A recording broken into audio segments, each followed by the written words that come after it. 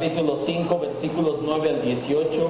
La semana pasada nos quedamos en el versículo 9, pero hoy lo vamos a retomar para que nos ligue.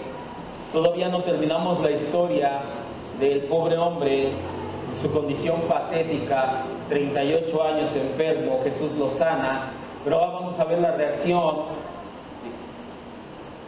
y todavía nos falta mucho por terminar este capítulo. Juan, capítulo 5, versículos 9 al 18, dice la Escritura: al instante aquel hombre fue sanado y tomó su lecho y anduvo, y era día de reposo aquel día. Entonces los judíos dijeron a aquel que había sido sanado: es día de reposo, no te está permitido llevar tu lecho.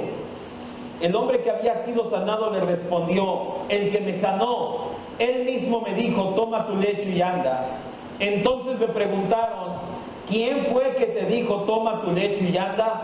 Y el que había sido sanado no sabía quién fue, porque Jesús se había apartado de la gente que estaba en aquel lugar.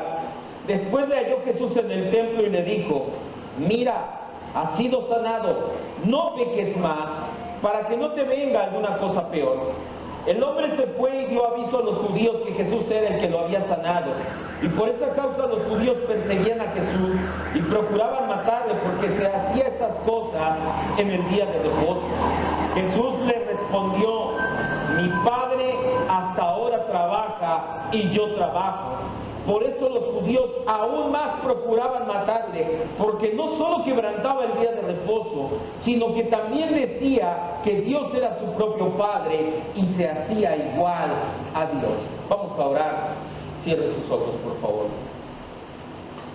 Señor Jesús, esta palabra es la que da testimonio de ti, esta palabra es la que nos habla acerca de ti, esta palabra es la que nos transforma, nos moldea, nos hace a tu imagen y semejanza, y te rogamos que esta palabra llegue hasta lo más profundo de nuestro corazón, que exhorte, que golpee, que redarguya, que consuele, que toque nuestros corazones. El día de hoy es nuestra oración, Señor, que tu Espíritu Santo la lleve hasta lo más profundo de nuestro ser e infunda un cambio verdadero en nosotros. Ese es nuestro anhelo hoy y siempre. Eso nos causa felicidad. Aquellos que somos tus hijos, nuestra dicha, nuestra felicidad es ser como Cristo, dejar las cosas viejas en el pasado y empezar a vivir cosas nuevas. Es lo que nos causa gozo a aquellos que somos tus hijos. Por eso nos causa gozo el día de hoy estudiar tu palabra, porque saldremos más como Cristo. Gracias por esta bendición, papá, en el nombre de Jesucristo, tu Hijo amado. Amén, Dios. Estamos en el 5º capítulo del Evangelio de Juan.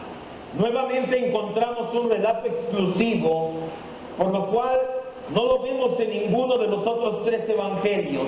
Este relato nos adentramos en el principio de este relato, o en la sanidad misma, la sanidad milagrosa e instantánea que Jesús realiza sin preguntar por un paralítico cuya patética condición era desde hacía 38 años. Esto ya lo estudiamos la semana pasada.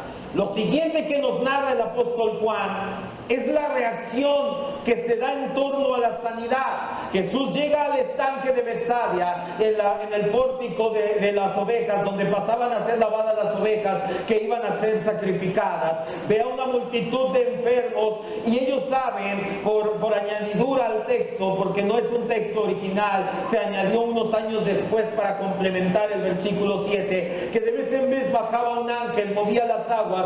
El primero que bajaba al agua era sanado. Jesús llega y ve una multitud de enfermos, cojos, ciegos, paralíticos en ese lugar, pero ve un hombre de una condición especialmente patética, 38 años. Cuando Jesús le pregunta: ¿quiere ser sano?, ¿qué le contesta este hombre? No tengo quien me meta al agua. Este hombre estaba prejuiciado y cegado en su mente y en su corazón por su condición. Jesús no pregunta una segunda vez, Jesús lo sana milagrosamente. Esto crea una reacción en cadena que vamos a ir estudiando, que vemos en todo el capítulo 5 y más. Pero esa reacción en cadena se da no precisamente en el hombre sanado primero, sino en los religiosos, los fariseos judíos, que vieron que Jesús en pleno día de reposo, por eso retomamos el versículo 9, dice, y era día de reposo, algunas traducciones le ponen, pero era día de reposo, que en pleno día de reposo había realizado sobre aquel pobre paralítico.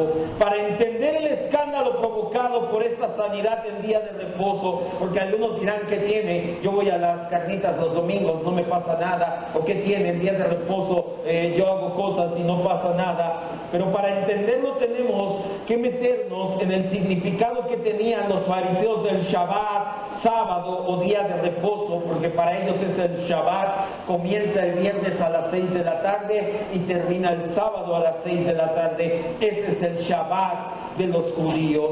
Tenemos que adentrarnos en las costumbres que habían construido alrededor en la época de Jesús. El día de reposo lo encontramos desde el inicio mismo de la creación. Dios literalmente creó este mundo en 6 días de 24 horas. Ya vimos en la predicación del primer capítulo de Juan el Verbo como Dios creador. Nosotros no creemos en una mezcla de evolución y Biblia. La Biblia dice que Dios construyó el mundo de la nada en 6 días. Entonces lo creemos como cierto. Hay una página llamada Respuestas en Génesis, Answers in Genesis, o Respuestas en Génesis, en español la puede buscar ahí, y nos da muy buenos sustentos científicos acerca de ese y muchos otros temas. La Biblia y la ciencia no están peleadas. No se deje engañar por aquellos que se creen superiores y dicen, tú crees en la Biblia porque no sabes nada de ciencia. Los hombres más ilustres en cuanto a ciencia han sido o cristianos o al menos han sido teístas. Dicen, ¿sabes qué? Yo no sé si Cristo vino, bajó y murió, pero sí sé que hay un Dios que diseñó todo esto. Después de esos 6 días de creación de 24 horas, en el séptimo día Dios descansó o reposó sobre su creación. Génesis 2 del 1 al 3.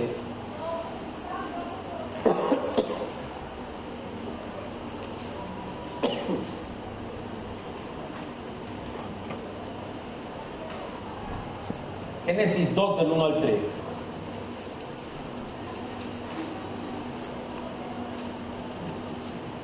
Vamos a entender el significado que le daban en ese entonces al día de reposo. Ya hemos hablado de esto, ya hemos hablado de por qué ellos decían, si tu gallina puso un huevo entre el viernes a las 6 de la tarde y el sábado a las 6 de la tarde, es lícito o no es lícito comerlo, pero vamos a ver por qué le daban ese ridículo, porque es ridículo interpretación. Génesis 2 del 1 al 3 nos dice que después de 6 días de trabajo Dios reposó. Fueron pues acabados los cielos y la tierra y todo el ejército de ellos, y acabó Dios en el séptimo día la obra que hizo, y reposó en el séptimo día de toda la obra que hizo, y bendijo Dios al séptimo día y lo santificó, porque en él reposó de toda la obra que había hecho de la creación. Cuando la Biblia nos marca en Génesis 2 del 1 al 3 que el Señor reposó de su creación, ya se lo había explicado, no quiere decir que Dios se cansó y dijo, ay, qué difícil fue hacer este mundo. Un Dios omnipotente no tiene límite en su poder, no se puede cansar, por definición es una contradicción. Aquí lo que significa es que su gloria descendió, reposó sobre la creación y ahora sí la echó a andar correctamente como debería de ser. Lo que nos importa aquí es que Dios apartó desde el inicio un día especial. Dijo, el séptimo día lo voy a santificar. ¿Qué es la palabra santificar? Apartar para Dios. Durante la historia del pueblo judío, el día de reposo se convirtió en un tema central en su religión. Vamos a varias escrituras. Éxodo 20:10. Ponga mucha atención. Dios desde el principio de la creación aparta el día de reposo, lo santifica. No es algo que hicieron los judíos, es algo que Dios hizo. Pero en la historia del pueblo judío, del pueblo elegido por Dios en el Antiguo Testamento, nosotros somos la continuación en el Nuevo Testamento. Efesios 2 dice que de los dos pueblos se ha hecho uno, se rompió la barrera. Dios no tiene dos pueblos, Dios no dejó a su antigua esposa, como dicen unos, para casarse con la nueva esposa. Eso es los errores del dispensacionalismo. En Éxodo 20:10 vemos que cuando Dios libera al pueblo de Israel, le da los 10 mandamientos. En el 10º versículo, no mandamiento, dice: mas el séptimo día es de reposo para el Señor tu Dios. No hagas en él obra alguna, tú, ni tu hijo, ni tu hija, ni tu siervo, ni tu criada, ni tu bestia, ni tu extranjero que está dentro de tus puertas. Isaías 58:13. Son 4 citas nada más, no se preocupen.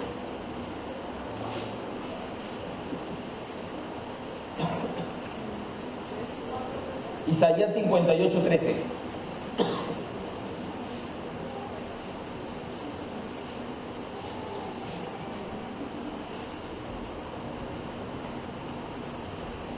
Es importante que veamos estas citas para que vea cómo está la situación.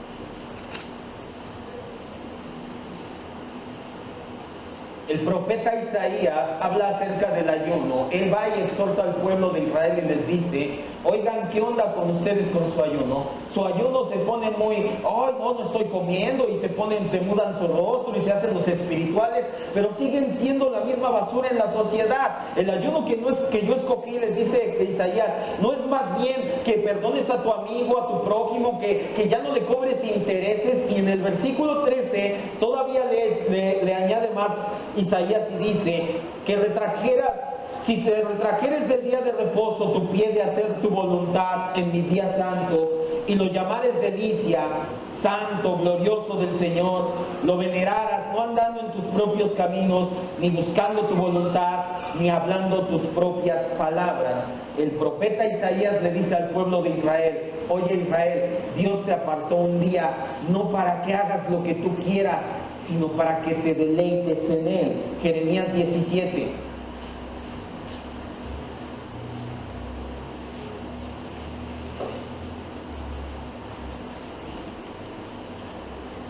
Jeremías 17:19.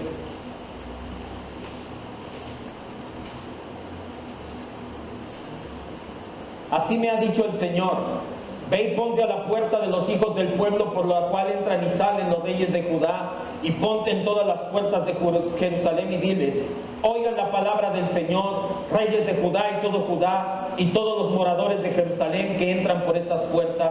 Así ha dicho el Señor: guárdense por su vida de llevar carga en el día de reposo y de meterla por las puertas de Jerusalén. No saquen carga de sus casas en el día de reposo, no hagan trabajo alguno, santifiquen el día de reposo como mandé a sus padres. ¿Dónde lo mandó? En Éxodo 20. Pero ellos no oyeron, no inclinaron su oído, endurecieron su cerviz para no oír, no recibieron corrección. No obstante, si ustedes me obedecieran, dice el Señor, no metiendo carga por las puertas de esta ciudad en el día de reposo, sino que santificaran el día de reposo, no haciendo en él ningún trabajo, entrarán por las puertas de esta ciudad en carros y en caballos los reyes y los príncipes que se sientan sobre el trono de David, ellos y sus príncipes, los varones de Judá y los moradores de Jerusalén, y esta ciudad será habitada para siempre. Y vendrán de las ciudades de Judá y de los alrededores de Jerusalén, de tierra de Benjamín, de la Cepela, de los montes y del Negev, trayendo holocausto y sacrificio y ofrenda e incienso, y trayendo sacrificio de alabanza a la casa del Señor. Pero si no me oyeren para santificar el día de reposo, y para no traer carga ni meterla por las puertas de Jerusalén el día de reposo, yo haré descender fuego en sus puertas y consumirá los palacios de Jerusalén y no se apagará. Durante la historia del pueblo de Israel, el día de reposo era un tema central.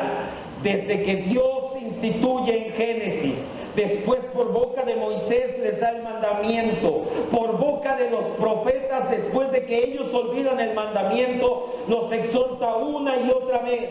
El pueblo de Israel, sin embargo, no entendió nunca el verdadero significado, no solamente del día de reposo, nunca entendieron el significado de la ley de Dios.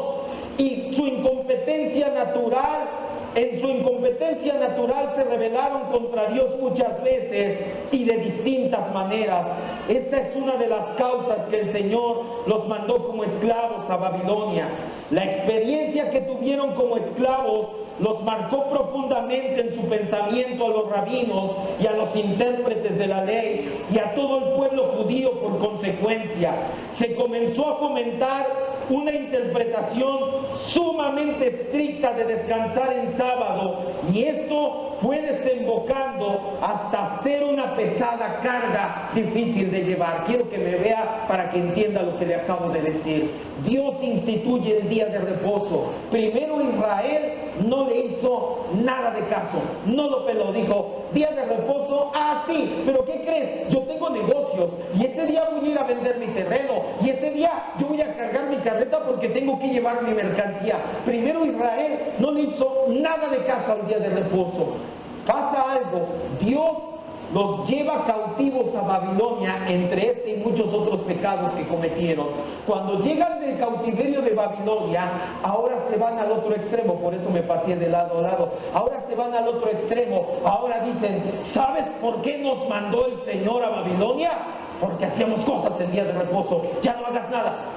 No levantes ni tu cobija, no te peines, no te bañes, no hagas nada, haz de comer un día antes porque ese día no puedes hacer de comer, no levantes tu cama, no veas a tu bestia, si alguien está enfermo no vayas por el doctor, no hagas nada para que el Señor no nos vuelva a mandar a cautiverio. Se fueron de un extremo completamente al otro. ¿Por qué pasó esto? Porque los judíos no entendían nada de la ley de Dios, no les dieron el significado completo, no estaban velados, incompetentes para saber lo que la esencia de la ley tenía.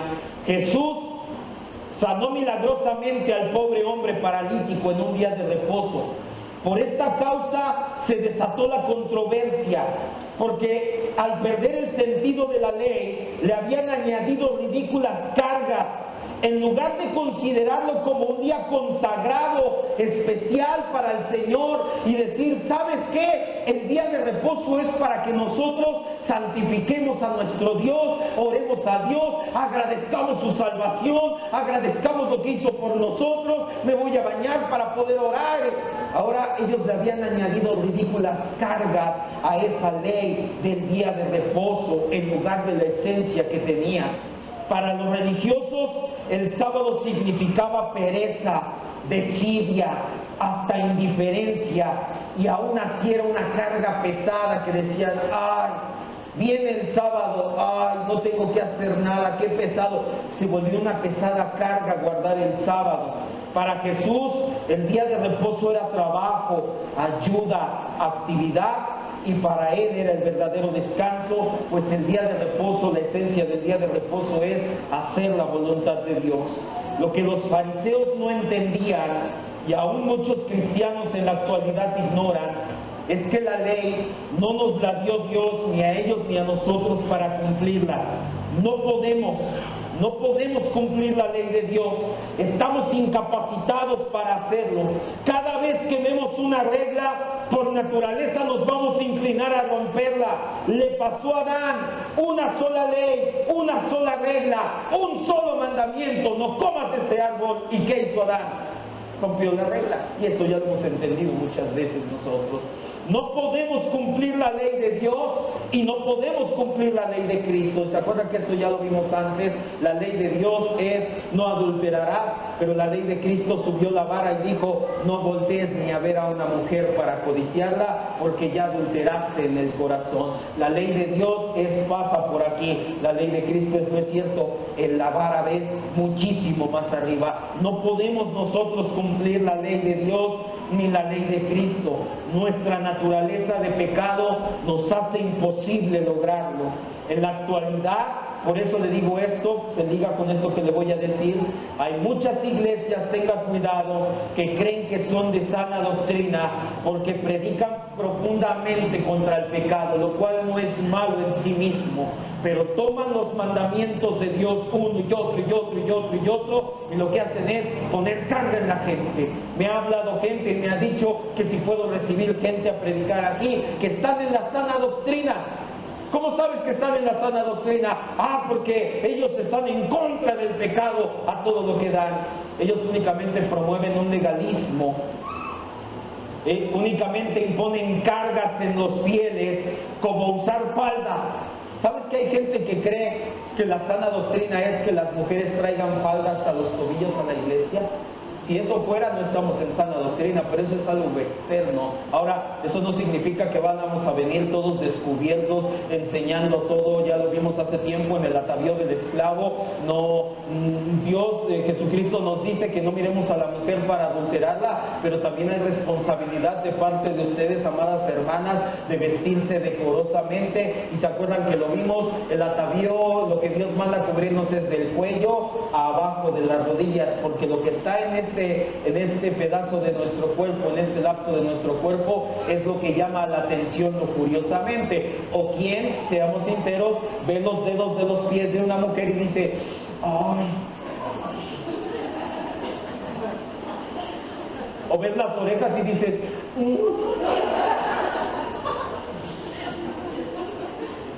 ¿qué es lo que causa lujuria? Lo que está entre el cuello y las rodillas. Entonces, amadas hermanas, vengamos vestidas decorosamente. A varios como que dijeron, ya me vio el pastor. No me inspiré en nadie, no se preocupe, no lo he volteado a ver. Hay iglesias que te imponen cargas y creen que por eso son sana doctrina. Los fariseos pensaban que eran sana doctrina.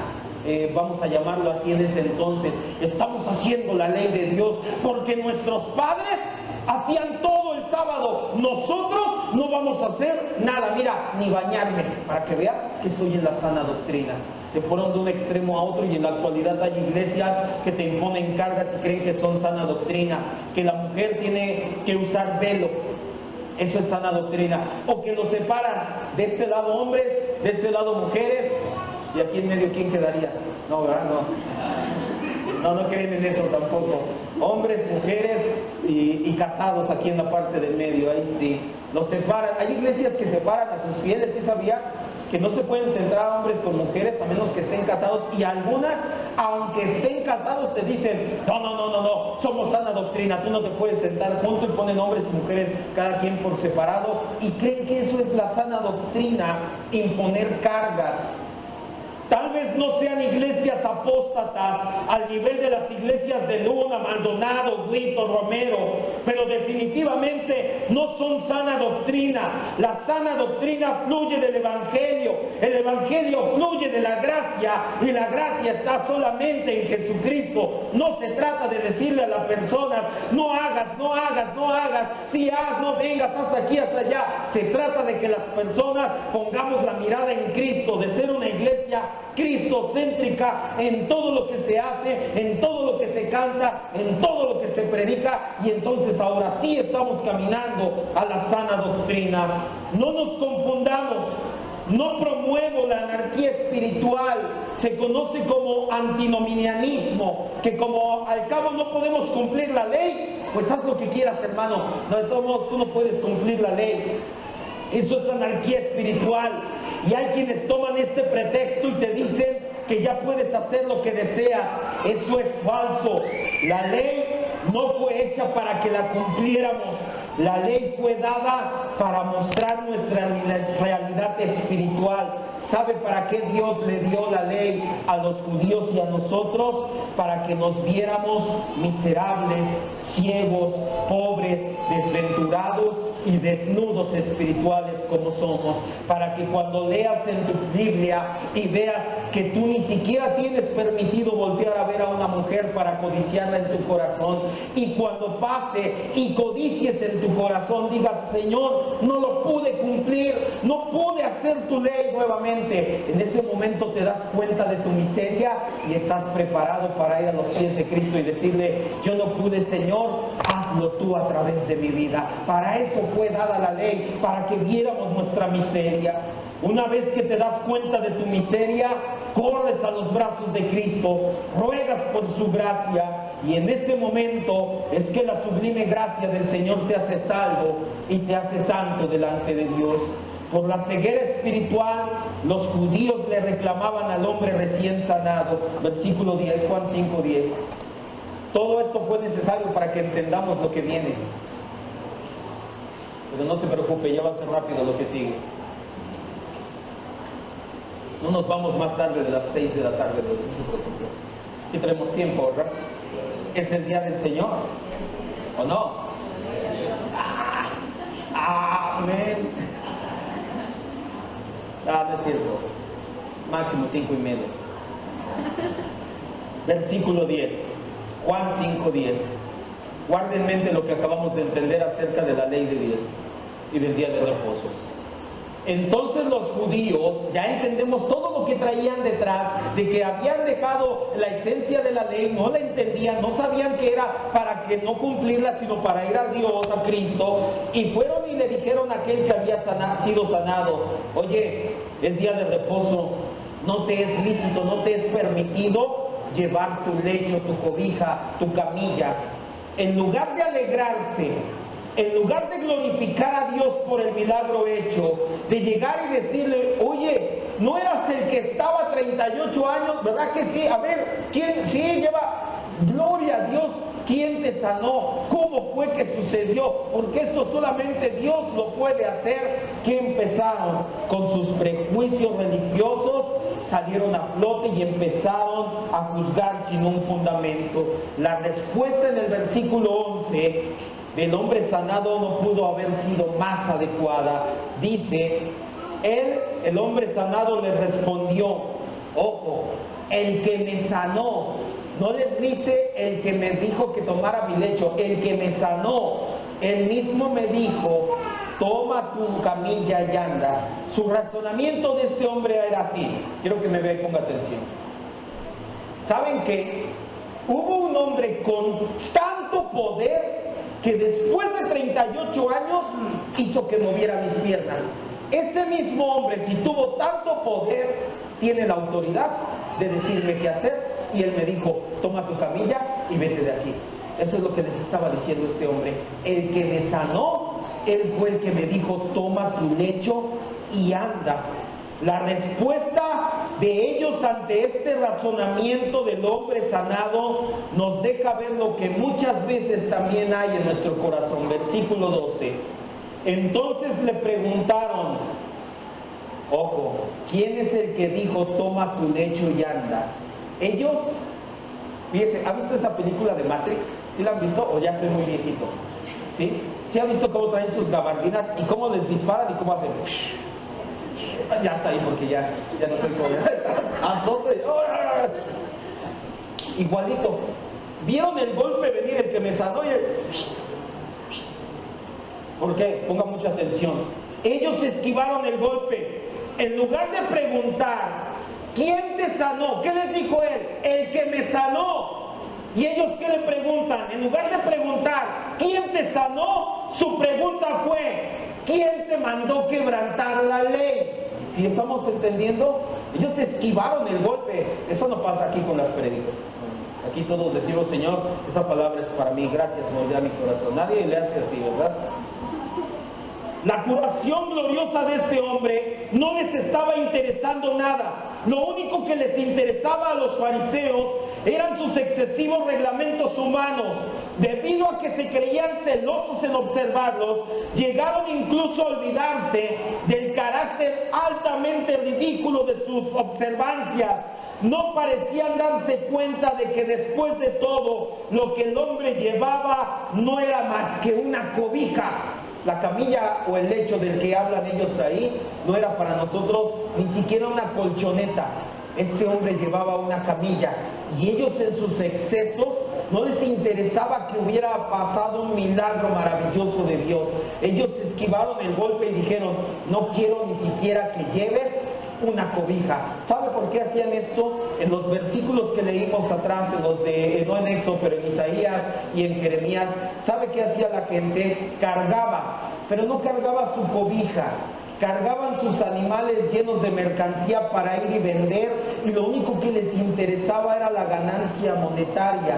Y ellos se fueron al extremo, ya lo entendimos hace un momento, de decir, ni cargues tus animales, ni cargues tu carreta, bueno, no cargues ni tu cobija, no te bañes, no hagas nada. En sus ridículas pretensiones, ellos solamente veían que él traía su cobija en la mano en lugar de ver el glorioso milagro que acababa de pasar. Al igual muchas veces nosotros tomamos actitudes parecidas, no de juzgar tal vez al hermano, pero sí de evadir los golpes. Cuando pensamos que la palabra es para alguien más, de hecho ya que hay alguien que dice, ay, cómo no vino fulano, híjole, hoy sí toda la prédica era para él, pero bueno, lo voy a etiquetar ahora que la suba el pastor para que la escuche, porque hoy de verdad, ¿qué estamos haciendo? Primero, lo empiezas a esquivar el golpe. Cuando piensas que las exhortaciones son para alguien más, cuando te desentiendes de la exhortación, hermano, esto es así. No haces nada, pero dices, sí, tiene razón el pastor, ¿vas a cambiar? No, pero tiene razón. Ah, bueno, perfecto. Estás esquivando también el golpe. Cuando te quejas de que siempre hay exhortación en la predicación, o algunos en definitiva, cuando llega el momento de ser confrontados, salen huyendo de las congregaciones. Ese tipo de personas ni por poco ni por mucho están cerca de ser verdaderos discípulos. Hay gente que en definitiva cuando los confrontamos personalmente y le decimos, hermano, la situación no puede seguir así, esto es así, hay gente que sabe qué hacer. Y ese tipo de personas no es discípulos. Y a los cristianos, antes de ser cristianos, ¿qué somos? Discípulos, porque no es enseñarle ni corregirle, no le gusta lo que se le dice y dice, mejor me voy de aquí. Ese tipo de personas son como los fariseos, esquivando los golpes. En el versículo 13 leemos, el que había sido sanado no sabía quién fue, porque Jesús se había apartado de la gente que estaba en aquel lugar. El hombre curado no se había enterado de la identidad de su benefactor, porque Jesús inmediatamente después de obrar su milagro, desapareció de entre la multitud de visitantes enfermos que acudían el día de reposo. Hay tres teorías acerca del motivo por el cual Jesús rápido se fue. La primera, para evitar la fama y una posible manifestación popular que lo exaltara antes de tiempo. De hecho, leemos en los evangelios y aquí mismo en Juan, que llegó el momento en que la gente lo quería tomar para hacerlo rey. ¿Qué dijo Jesús? No, todavía no ha llegado mi tiempo. De hecho, primero fue el Mesías Salvador y después es el Mesías Rey. Tal vez Jesús sabía que si se quedaba ahí y veían todos la sanidad, todos los enfermos iban a decir, yo Señor, sáname a mí. El Señor por compasión iba a sanar a todos y en ese momento lo iban a querer exaltar y levantarlo como el rey de Jerusalén, como el rey de los judíos. Todo lo opuesto a los supuestos sanadores actuales, que lo único que buscan es fama y dinero. La segunda teoría es que sabía que se acercaba una confrontación con los fariseos. Yo sé, porque soy omnisciente, decía Jesús, que lo que acabo de hacer no les va a gustar a esos religiosos y se me van a venir encima. Pero aquí no es el lugar para confrontarlos, los voy a confrontar en el templo. La tercera teoría es que piensan que Jesús le quería dar oportunidad al hombre sanado de reafirmar sus convicciones. Una vez que fue sanado, dice Jesús, ahora quiero que por él mismo diga, yo no sé, pero yo soy sanado y doy gracias a Dios, pero que no volteara y dijera él, y se agarrara de Jesús, que Jesús dio un paso para atrás y dejó al hombre sanado para que se fortalecieran sus convicciones. Si prestamos atención, bien pudieron ser los tres motivos y no se contradicen. Jesús se fue porque sabía que venía una pelea, porque de todos modos quería dejar bien a este hombre que se afirmara su fe y además sabía que lo iban a tomar para ser rey. Entonces no se contradicen entre sí. Recuerda, Cristo es Dios y Dios, además de ser soberano, es omnisciente. No está limitado como nosotros, ni en este acto que vemos aquí, ni en nuestras vidas. ¿Por qué le digo esto? Cuando Dios hace algo en nuestras vidas que nosotros no entendemos, escuche bien, quiero que me vea, no significa que no sean con propósitos bien definidos. Y no nos sorprenda que no alcancemos a entender el alcance y hasta nos maraville cuando vemos más y más repercusiones. Dios, como si armara fichas de dominó una tras otra, de repente con un evento las echa. ¿Sí ha visto cuando pones fichas de dominó paraditas una tras otra? Así es la voluntad perfecta de Dios. Quiero que me vea. Aquí estamos, amados hermanos. Perdón. No, déjelo, ¿qué pasó? Vamos a seguir adelante. Acá estamos, amados hermanos. Acá estamos, amados hermanos. Cuando Dios hace las cosas, y quiero que me vea el ejemplo que quiera usted en su vida, muchas veces no alcanzamos a entender el propósito de Dios. No significa que Dios no tiene un propósito bien definido, pero hay veces que hasta que no pasa más tiempo y te das cuenta y dices, de ese primer evento, la repercusión viene hasta acá. Como cuando pones las fichas de dominó. Amado hermano, dígame qué desea. Vamos a hacer algo. ¿Va a respetar el lugar o se va a salir de aquí? Por favor, gracias. No se preocupe, amados, acá estamos. Cuando Dios toma una decisión,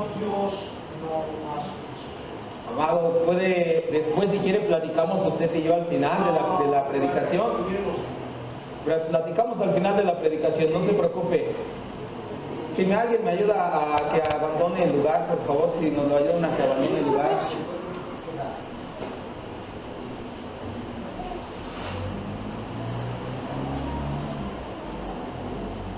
Ya, así nada más. Ya, tome su lugar, amado. No se preocupe, no pasa nada.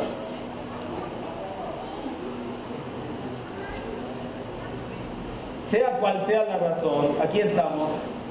Cierren sus ojos, vamos a orar. Cierren sus ojos, no se distraiga. No. ¿Por qué hicimos esto de pedirle que dejara el lugar? Porque venía en un aspecto inconveniente, entonces no se puede dialogar con alguien así. Y segunda, porque estamos en la casa de Dios y ya lo entendimos en el capítulo 2, cuando Jesús hizo azote de cuerdas. Esta no es cueva de ladrones, aquí hay orden y respetamos el orden por amor a Dios y su palabra. No hice nada antibíblico. Si Él regresa y quiere platicar conmigo, con todo el amor del mundo lo exhortamos en Cristo. Pero el momento en el que predicamos la palabra se respeta. Cierren sus ojos. Aun cuando nosotros, los que hemos tenido la bendición de estudiar, ni siquiera los profesores en la prepa, en la universidad permiten este tipo de cosas, mucho menos en la casa de Dios vamos a permitir este tipo de cosas. Primero, Señor, te rogamos por esta persona que toque su vida y su corazón. Tú eres soberano y tú no vas a pedir permiso para actuar en su vida.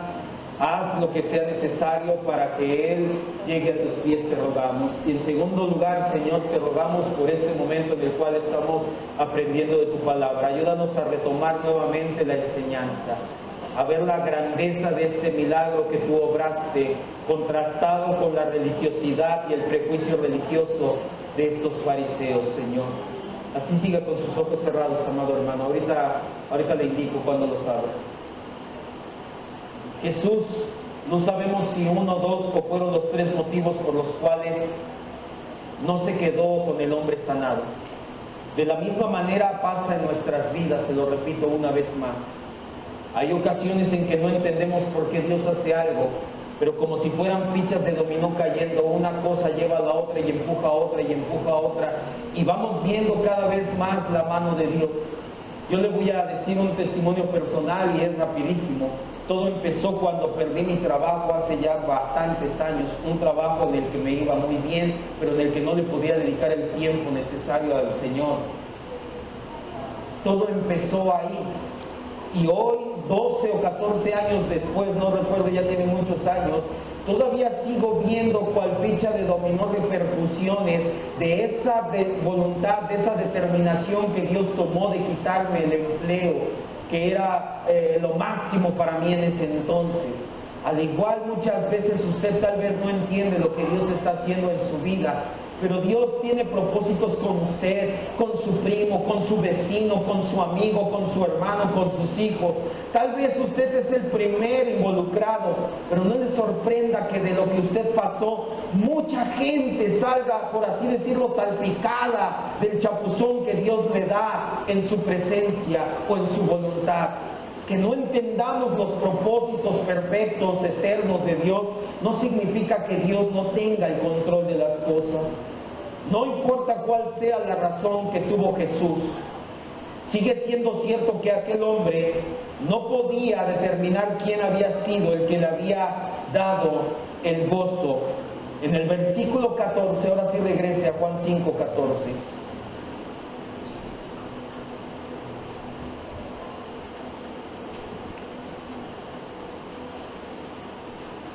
Después le halló Jesús en el templo y le dijo: mira, has sido sanado, no peques más para que no te venga alguna cosa peor.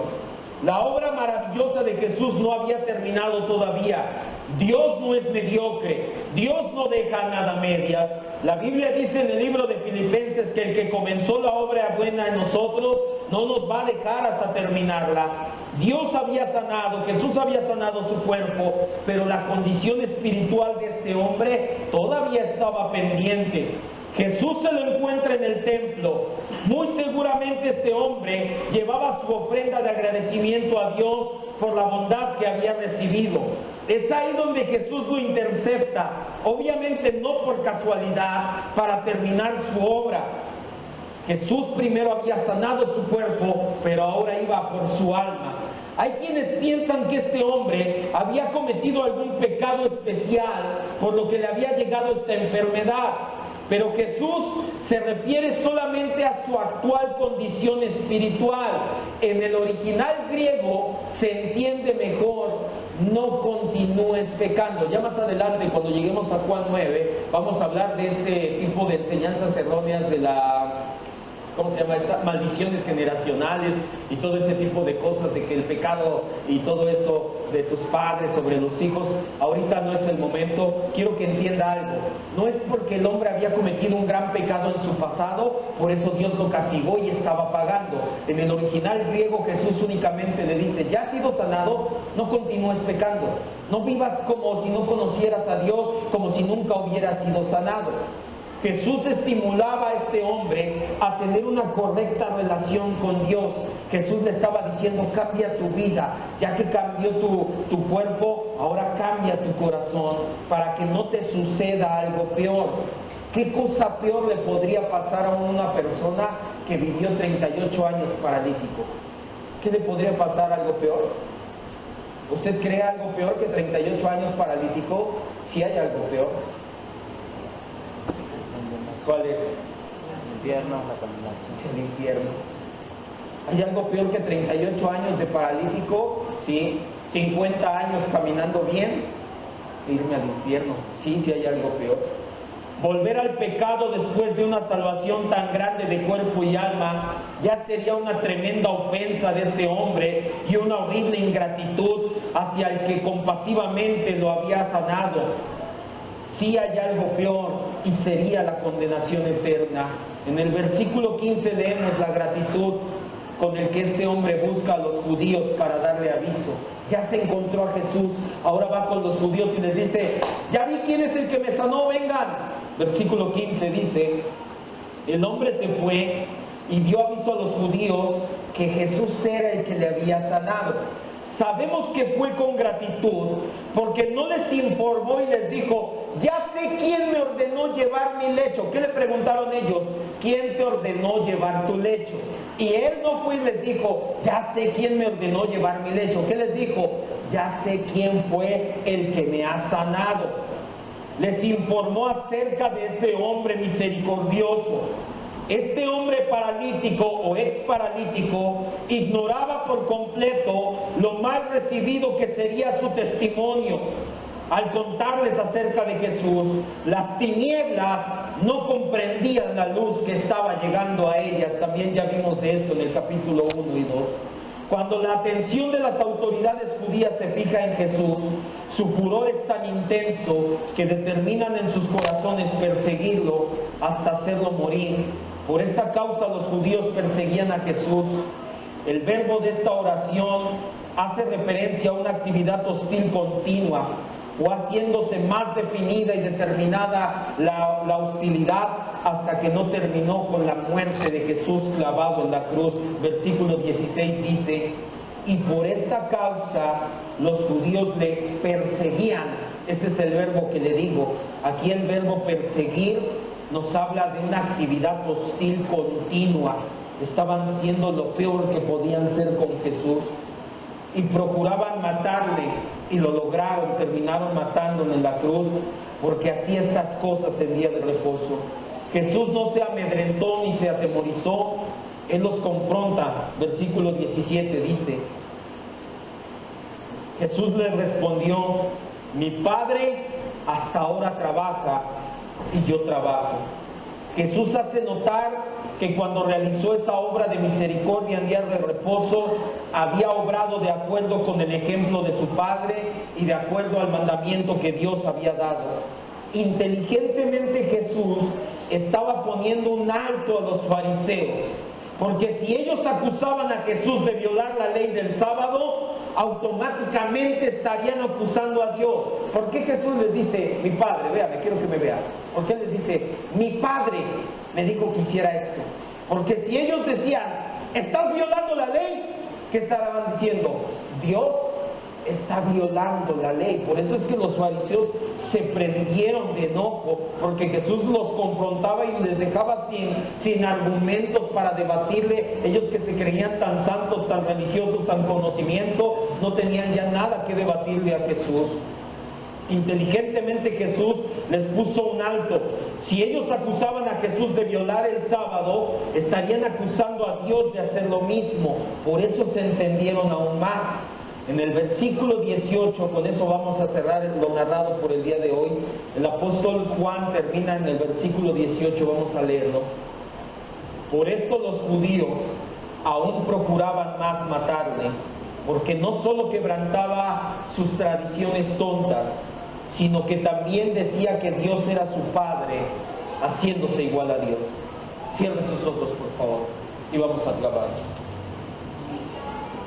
Con estas palabras, Juan una vez más muestra el propósito de su evangelio: presentar a Jesús como Dios en todo su esplendor. Pero quiero cerrar con una meditación un poco más profunda, que es la reacción de los judíos.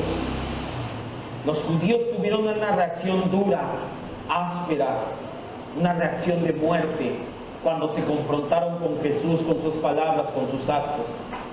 La actitud, en cambio, del paralítico sanado fue de un agradecimiento profundo, lo que nos lleva a reconsiderar una cosa, y con eso quiero terminar el día de hoy. O recibimos humildemente el mensaje del Evangelio, o lo despreciamos. O somos como el paralítico que Jesús se interesó hasta el último por su alma también, o somos como los judíos fariseos que lo despreciamos.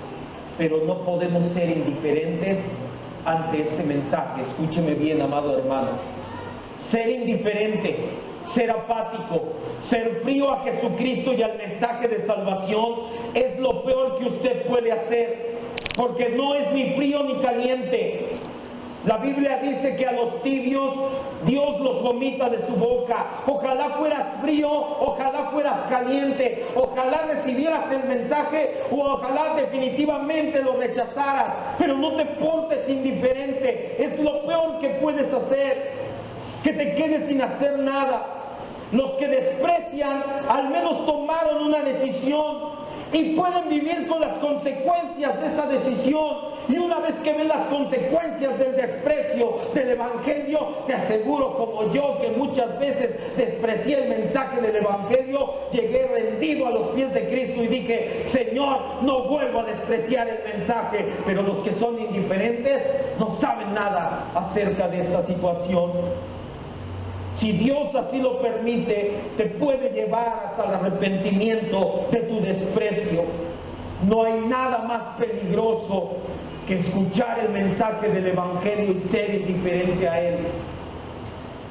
Y muchas veces en las iglesias hay de ese tipo de personas que son casi cristianos, y es lo más peligroso que puede haber. Escúcheme bien: o usted es hijo de Dios o es hijo del diablo. No hay un punto medio, no hay un tercer estado. O se compromete por completo o no está comprometido. A medias tibio, mediocre, Dios lo vomita de su boca. ¿Sabe por qué es tan peligroso un casi cristiano? Porque viene, le caemos bien a algunos, o a algunos le caen bien, tal vez yo no, porque grito mucho, pero los que sí le caen bien, se la pasa a gusto aquí, vive su vida como le da la gana y cree que así va a ir al cielo. Eso es lo más peligroso que le puede pasar a usted. Por eso quiero terminar con esto. O si es o no es, pero no se quede a la mitad. En la mañana hablamos de esto. No puedes ser niño espiritual toda la vida. Dios te diseñó para crecer. Es una grave enfermedad natural y espiritual que tú no quieras crecer, que seas viejo en el Evangelio, pero que no seas maduro. ¿Cuál es la madurez? Ser como Cristo en todos lados. O eres frío o eres caliente. No te puedes quedar indiferente, amado hermano. No puedes creer que eres salvo, no puedes creer que eres cristiano y no comportarte como tal. O ten la reacción de los fariseos, desprecia por completo, ve y que la vida te arrastre, que Dios pase la escoba sobre de ti, piérdete como el hijo pródigo, piérdete como la oveja perdida, sufre, y cuando digo piérdete es que sufras las inclemencias, no de que vayas a ser lo peor. La oveja perdida sufrió las inclemencias del frío, del miedo, de la oscuridad, del hambre, de la desorientación cuando se perdió. El hijo pródigo quería tragar comida de marranos, de lo desesperado que estaba. Ve y que Dios te dé ese trato por tu desagrado con Él, pero regresa arrepentido. Pero no seas indiferente al mensaje del Evangelio. O eres hijo o no eres hijo de Dios. No hay punto medio. Y si tú agradeces como aquel hombre paralítico, dile gracias Dios. Ayúdame a crecer, ayúdame a madurar, y dile lo que has entendido hoy. Confieso que no puedo dejar de fumar, de tomar, de adulterar, de hacer, de volver. No puedo cumplir tu ley. No puedo pasar por alto cuando una mujer hermosa pasa delante de mí y adultero en mi corazón. Señor, me rindo, hazlo tú a través de mí. Yo no puedo más. Para eso nos dio la ley Dios, para revelar nuestra incompetencia y que fueras a Cristo. Pero vas o no vas, no te quedes a medio camino. O eres agradecido como este hombre sanado, o te pones en contra como los fariseos. O eres frío o eres caliente. No seas tibio. Señor y Dios, te damos gracias una vez más en esta tarde ya, porque tu palabra nos confronta y no queremos ser como los fariseos, esquivar la palabra y pensar que era para otro, o pensar que siempre hay exhortación, o pensar que ya esto ya no me ayuda, sino todo lo contrario, Señor, que cada uno, yo en primer lugar, como decía el apóstol Pablo, de los pecadores soy el primero, yo en primer lugar tomar esta palabra y decir es para mí, pero que cada uno de los que estamos aquí también podamos decir, Señor, esta palabra es para mí, no frío, no tibio, ni frío, ser calientes, verdaderamente ser hijos, que vamos y te agradecemos como aquel hombre paralítico. Ahí está el que me sanó, ahí está el que hizo misericordia de mí, ahí está el que me dice no peques más, y ahí está el que va a hacer todo a través de mí, porque se trata de Cristo.